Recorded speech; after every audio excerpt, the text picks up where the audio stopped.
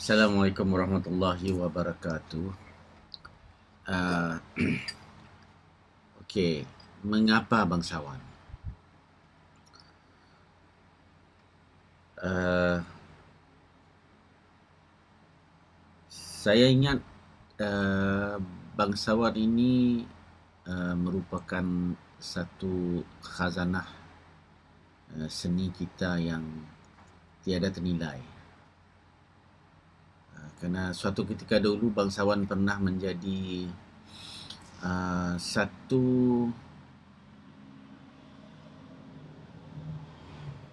pilihan masyarakat apabila untuk berhibur, apabila untuk uh,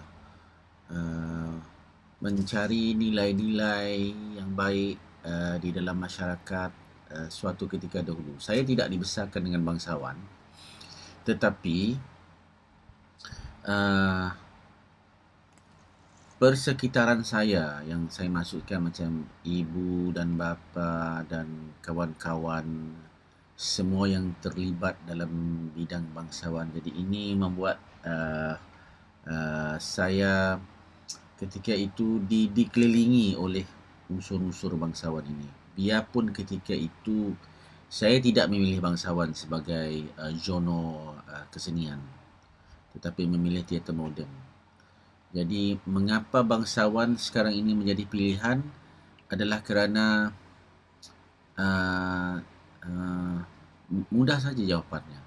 Kerana tidak ada yang mahu mengerjakan bangsawan sekarang ini.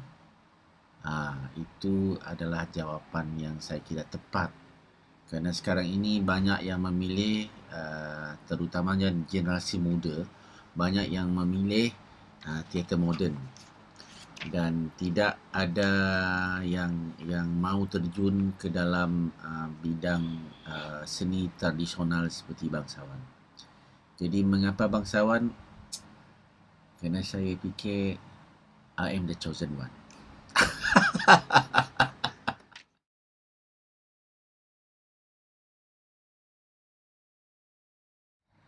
Okey, Bujang Jauh Putera Kejora ini adalah dua elemen yang kita harus faham. Yang pertama Bujang Jauh, yang kedua Putera Kejora. Okey, Bujang Jauh ini adalah satu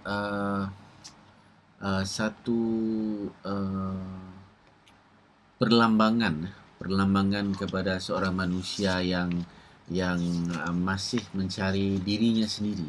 Sebab itu bujang ini kalau di Sarawak adalah nama yang common bujang, dan jauh itu adalah jauh, terasing. Jadi bujang jauh dalam cerita bangsawan ini adalah satu perlambangan seorang manusia yang hidupnya terbuang daripada asal usulnya yang sebenar, dan dia mencari dirinya. Dia mencari dirinya sehinggalah dia ketemu dengan apa yang dicari. Seperti kata M. Nasir, dia ketemui apa yang dicari. Dan Putera Kejora ini adalah penyataan nilai yang terbaik dalam manusia itu. Okey, apabila dia telah menemui jati dirinya sendiri dan dia kembali kepada jalan yang dimaksudkan itu, dan jadilah dia Putera Kejora. Dan Kejora ini adalah bintang pagi kan, bintang pagi yang kalau zaman dahulu menjadi bintang panduan bagi pengembara-pengembara yang melewati kawasan di dunia ini. Jadi Bujang Jauh Putera Kejora ini adalah manifestasi tumbuh dan berkembangnya manusia yang selayaknya hadir di muka bumi ini sebagai Khalifatullah.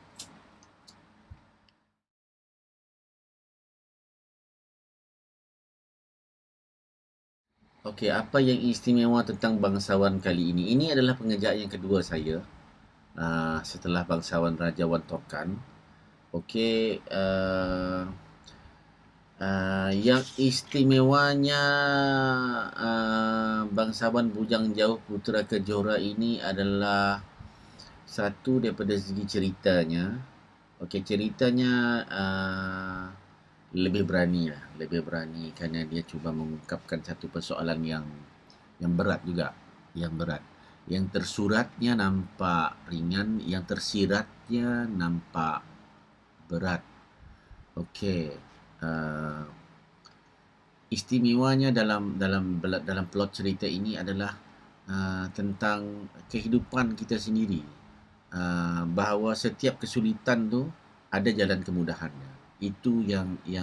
Itu adalah essence of bangsawan Bujang Jauh Putra Kejora, dan memandangkan kepada keadaan after COVID-19, dan sekarang kita hidup dalam endemik. Dan ini merupakan satu cabaran. Kesulitan-kesulitan itu merupakan satu cabaran.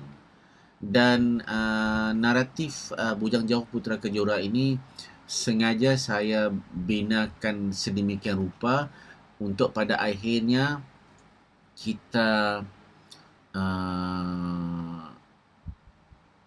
berakhir dengan happy ending. Okey, itu merupakan gist Bujang Jauh Putra Kejora. Kerana kalau kita bersangka baik dengan Allah Subhanahu Wa Taala, insya-Allah Allah Subhanahu Wa Taala akan memberikan kita timbalan positif dalam kehidupan, insya-Allah. Itu adalah intisari Bujang Jauh Putra Kejora yang saya hendak sampaikan kepada khalayak yang menonton kali ini. Keistimewaan yang lain adalah daripada segi tasmat ataupun unsur-unsur kekaguman, efek-efek dan sebagainya. Ada banyak tasmat dalam Bujang Jauh Putra Kejora ni.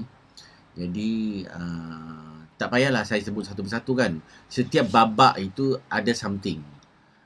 Sama ada watak dia, ataupun sama ada unsur efek, sama ada unsur lakonan dan sebagainya.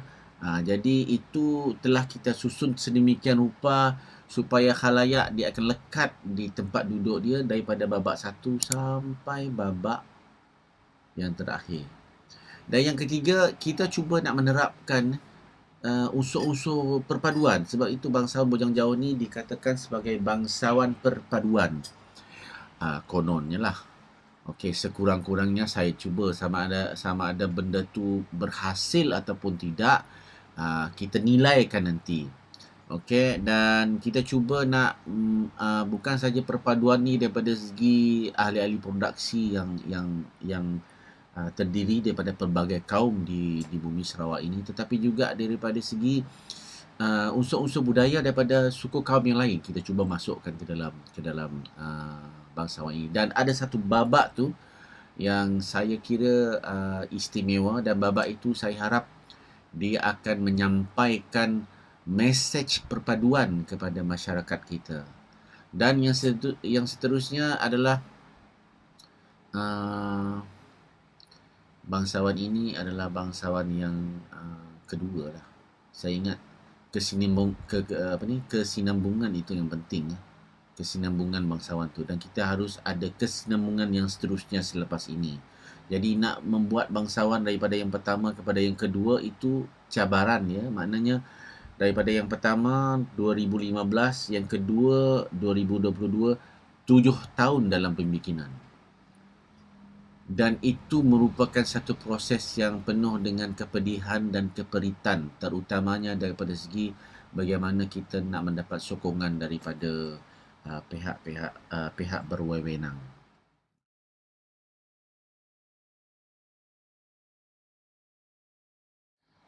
Okey, pelakon-pelakon yang terlibat dalam bangsawan Bujang Jauh Putra Kejora ini adalah gabungan di antara pelakon yang pelakon pertengahan, maknanya pelakon generasi seperti saya, pelakon baru yang baru buka plastik, pelakon baru lah, memang tidak ada pengalaman langsung dalam bidang bangsawan.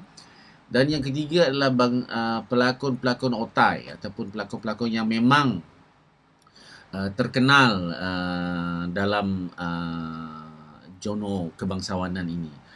Saya sebut macam tokoh bangsawan kita Ahmad Baduin Rawi, dan tokoh bangsawan kita juga Haji Kasim Daud, dan Sa'in Ahmad, Itu antara tokoh-tokoh yang masih giat dalam bidang bangsawan. Dan pelakon-pelakon pertengahan ni dalam usia-usia dalam 50-an ke 40-an, seperti Datuk Ali Hussein Abang, seperti Siti Hasrina, Muhammad Syamsuddin, dan pelakon-pelakon baru, banyak pelakon baru dalam ni, almost 80% pelakon dalam bangsawan Bujang Jauh Putera Kejora ini adalah pelakon baru.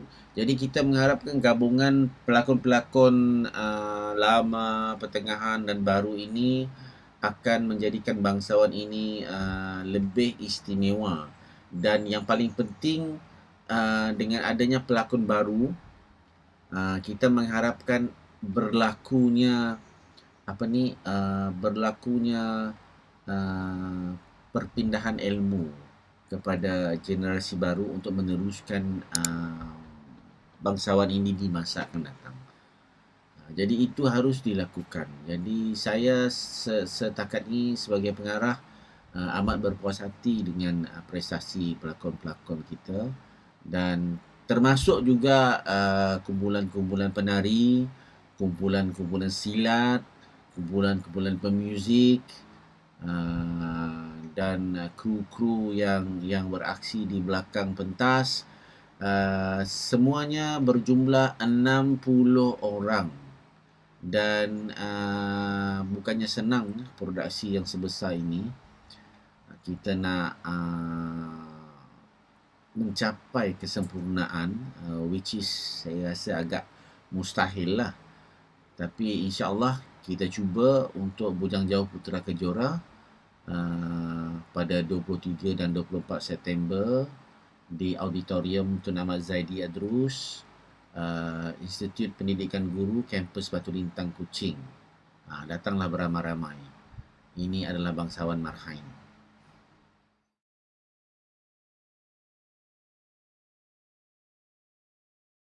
Okay, please fellas, sokong bangsawan kita. Okay, kerana bangsawan kita ini adalah seni untuk masyarakat. Okay, kita memproduksikan bangsawan ini bukan untuk mendapatkan keuntungan, tapi untuk memastikan legasi warisan tradisional kita ini berterusan.